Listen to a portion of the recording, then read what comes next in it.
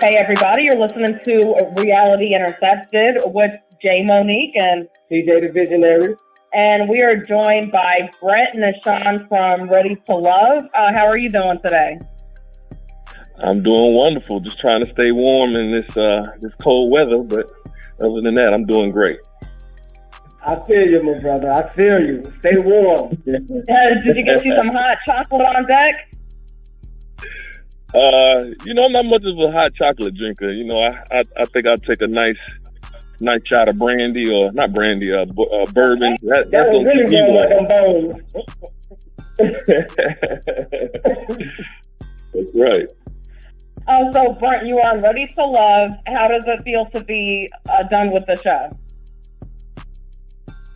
It feels great. The show was a lot. At times it was like having a second job. We were basically thrown into this microcosm of speed dating, and at times it was pretty difficult. And I'm not sure if people really understand how difficult it can be when you're trying to get to know people and be honest and intentional at the same time while there are cameras on you. So it was a different experience, but nevertheless, I'm glad I went through with it. Yeah, dealing with all type of personalities and stuff, it could be crazy. Oh yeah. And then when you add in alcohol and oh Lord, that always heightens those personalities. You know what I'm saying? Okay, that is like split personalities right there. That's like literally going from like Jane to Susan. Right? Yeah, I mean, you have some people that will get you in trouble. It will, and I believe the camera caught some of those episodes where somebody might have had a little bit too much to drink and not enough to eat, and you mix that in with the emotion and what was going on at the time. It was it got intense. A little messy. It sounds like it got messy. I don't know. Did you guys watch the show? Did you see any of the episodes? I just got some glimpses of it. Okay. But from the whole overall picture, it sounds very interesting. Yeah. No, I mean, it was definitely an interesting show. I think we had great. The ratings were great. People really were into it. And, everybody had an opinion about this person and that person, or what they should have said, what they should have did. It was surprising to me. I didn't really think that, that many people paid attention or watching or got that emotionally invested into it. You know what I'm saying?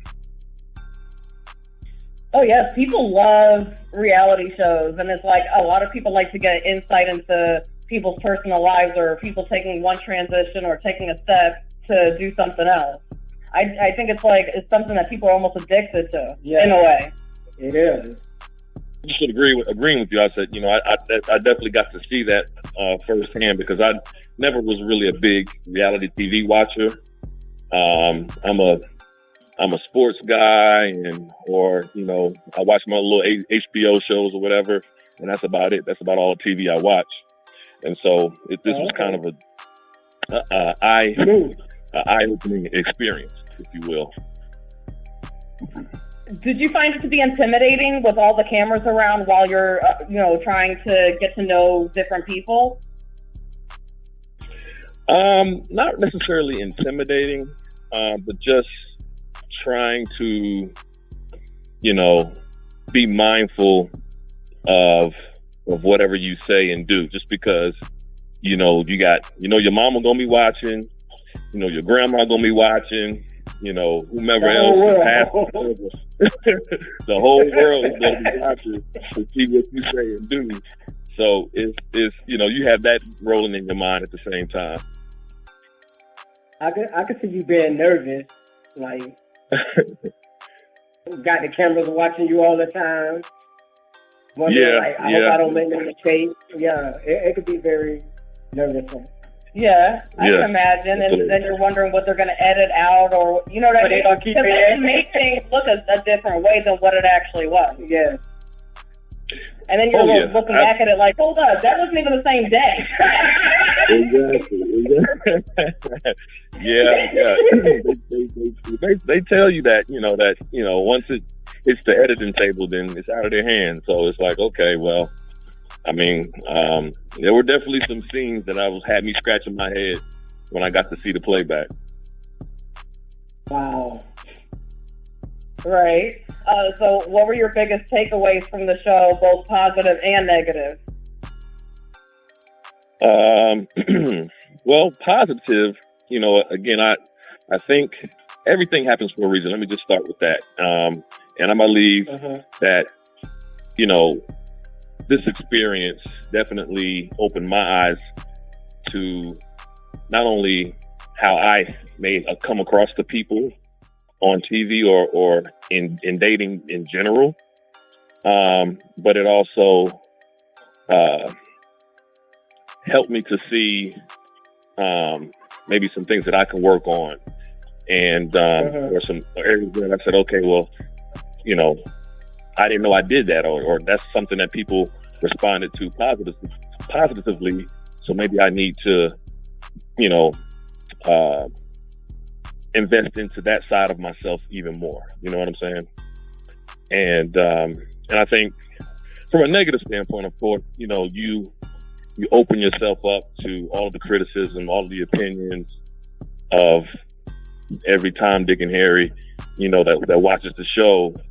And a lot of times, they could be off base or have the wrong opinion or idea about you just based off of a 30-second or 3-minute clip that they saw.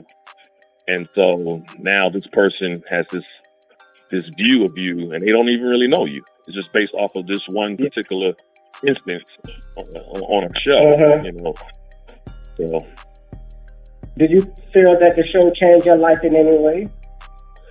Well, I definitely will say that, it's brought more exposure to me and to also to the things that I'm doing. I would say that,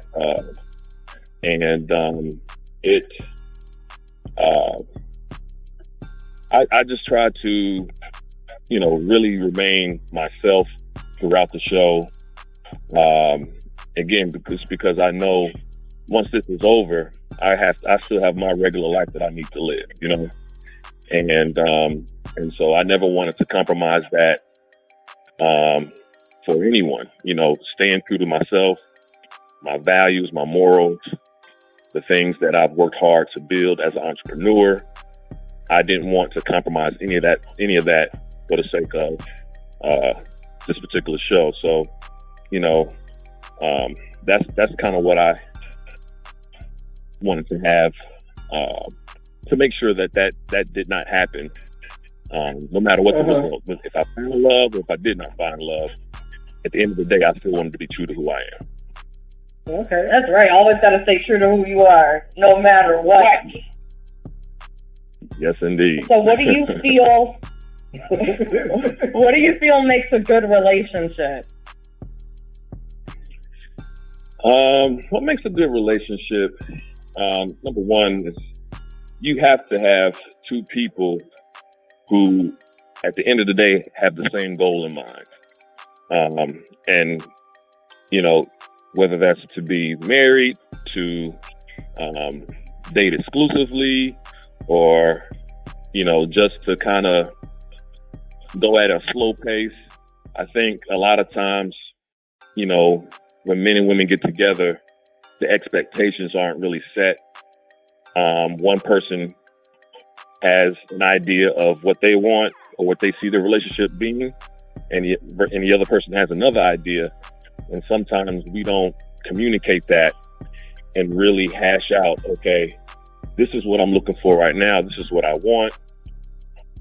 Are you okay with this? And if not, is there a compromise, or is this something that we just need to say, okay, we're just not right for each other, or this is bad timing? I think that, those conversations need to be had in the beginning to identify what each person really wants. True. I agree. Definitely. Yeah. So what are some of the things you look for as far as an ideal woman?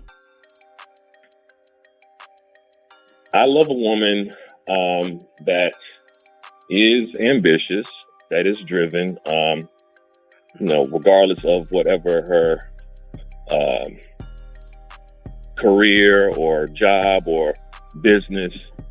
She's, passionate about that, and she's working diligently to be successful in whatever endeavor that she's undertaken. I like a woman who's really into community and family. I pride myself on being someone who spends a lot of time and has invested into, the Black community and youth. And I appreciate that in a potential mate as well. Okay. What is the most difficult part about the show? What was the most difficult about the show? Yes. Okay. I probably would say just not knowing what they're gonna show. You spend hours upon hours on these dates and filming, and there was a lot that was either deleted or you didn't get to see. And then when you sit back and watch, the few minutes, you're like, well, okay, that's it. Why they show that part? Why didn't they show this? Or why didn't they, show me talking about this? And so that can be a little frustrating. I know it was for me. I felt like there were times when people didn't really get to see my personality or even hear me talk much, just because of how they edited things. So that was probably the most difficult thing.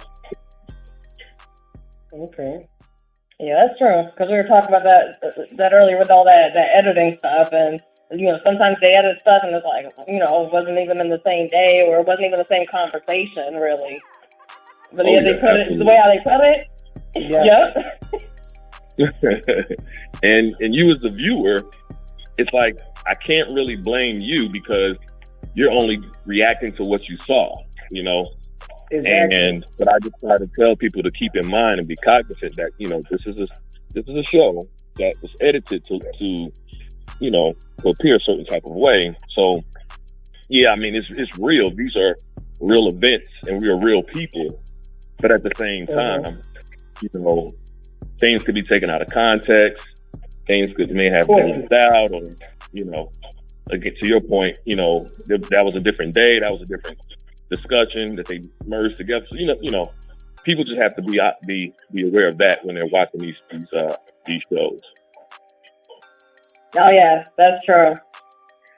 Are you actively pursuing a relationship now?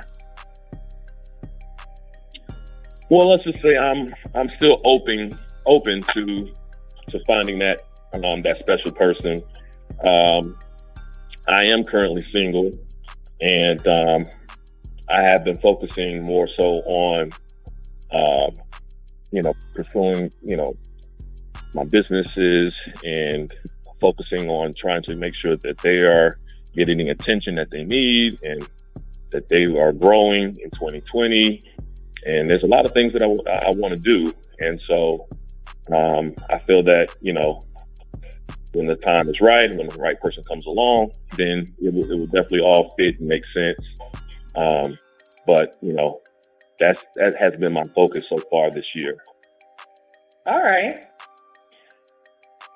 So tell us about your business ventures. Yeah. So myself and one of the ventures, myself and Darren from the show, we've come together to create a fitness company. It's called Celebrity Fitness Tour, CFT for short.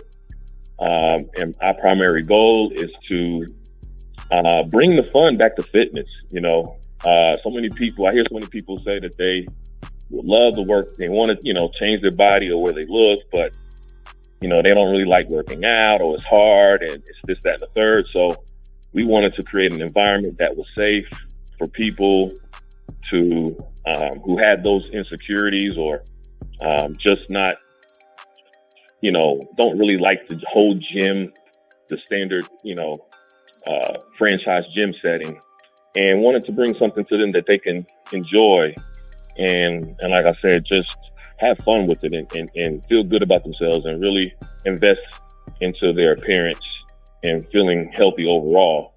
So we've created a online program, and we also plan to go from city to city, hosting events and fitness camps and things like that to promote what we're trying to do. So you could find us at selectfittour.com. Also, we're doing a 90-day fitness challenge that's getting ready to start next week on the 28th, and we're partnering with Tanya Winfield. She was a contestant on The Biggest Loser, and she, did very well with that. And so we all three came together and we created this 90-day fitness challenge, and we're urging people to sign up and to get involved. And so you could find us at www.biggestloserchallenge.com. Okay, that's what's up. Yeah. So you're definitely getting your hands into things. Oh yeah, absolutely. I also have a clothing line that I'm getting ready to launch. I'm really into not only fitness but also fashion, and so it's called RAM, and it stands for Rain and Manifest, and so it's more of a luxury fitness apparel. That's the lane that I'm focusing on, and so I'm urging people to go check me out and support that as well. And that website is ramclothingco.com. ramclothingco.com. Okay, we're definitely checking that out. Yeah, I gotta check that. Yeah, because I'm definitely into that workout stuff and being healthy and fit. So I'm all for it. Thank you. I appreciate that. Oh, of course, definitely. Now, and is there anything else that you want everybody to know? Let's see. Well, yeah. I mean, I mentioned before that I'm, involved in the community as well. So I have a nonprofit. It's called Family Leadership, and what we do is we work with the state of Georgia to help kids who are displaced from their homes or in the foster care system. And so we're going to be doing more in terms of trying to provide support and provide therapeutic services because a lot of these kids come from terrible situations where there may have been abuse, neglect, and just really need to be in a stable home environment. And so that's what we're looking to provide. And again, we want to support them with even, small things, just like, toiletries, food, clothing. And so I will be launching, we're already doing it, but I will be promoting that a little bit more in the future so that people can get involved and donate to this cause. So just kind of, wanted to put that out there as well. Oh, awesome. I love what you're doing, and the fact of providing that support and being there for the youth. I love that. Yeah, like I said, I've been doing that for about 10 years now, and it's one of my passions is helping the youth, and so I just want to expand that work and really raise awareness about it so that more people can get involved and help out. Okay. Awesome. Great job. Where can everyone follow you on social media? Everyone can follow me at Brent Nashon, and Nashon is spelled Nahshon. That's my IG. Facebook is Brent Nashon. Twitter is at the Brent Nashon. So I'm urging all you guys to come follow, support, and stay tuned to everything that I'm doing. And 2020 is going to be a big year. So it is. You definitely will. Yes. Yes, indeed. Thank you so much, Brent, for calling in and being a guest on our show. And we look forward to interviewing you again in the near future. Keep us updated. That was an interview with Brent Nashon from Ready to Love. Visit our website at realityintercepted.com. And follow us on social media. Instagram is Reality Intercepted. Facebook is Reality Intercepted Live. And my social media is Facebook, Official J Monique, and Instagram, I am J Monique. And my Facebook is CJ Jackson, and Instagram, CJ Visionary. And we out.